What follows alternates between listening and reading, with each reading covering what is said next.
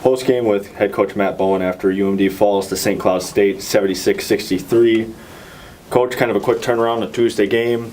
5 games in 9 days is what you're on. You're now on your third one. You got 2 more coming up. How hard is it to kind of turn around and prepare for another game like this?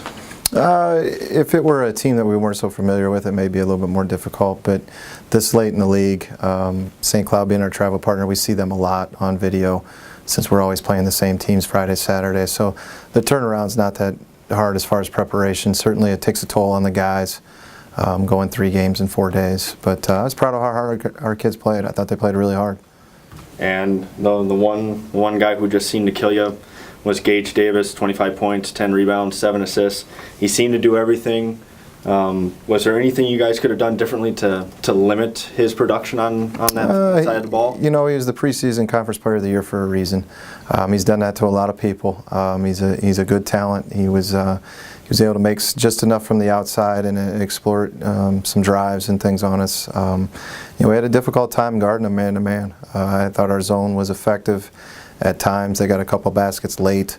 Yeah, he's a good player. He gave us fits.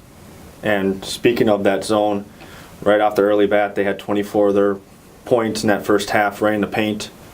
And you guys just didn't have an answer. What adjustment did you make in the second half? I know you kind of tighten up your zone a little bit, but what did you see and make the adjustments to make sure they weren't attacking the basket as much as possible? Well, a lot of their basket attacks were, we gave the ball up in transition. They scored a couple off of our turnovers. They were able to just get some things, but we were extended a little bit too much, both in man and zone. And you know, I think once we were able to settle down, a lot of it was you know, self-inflicted wounds from a lot of missed shots on our end that maybe got us a little frustrated on the defensive end, and it just kind of snowballed on us where we dug a hole for ourselves. But once we were able to kind of get our feet back under us and gain our composure, we made a pretty good game of it. And you tried out a different lineup tonight. You had Jake Wilson go into the lineup and made the start.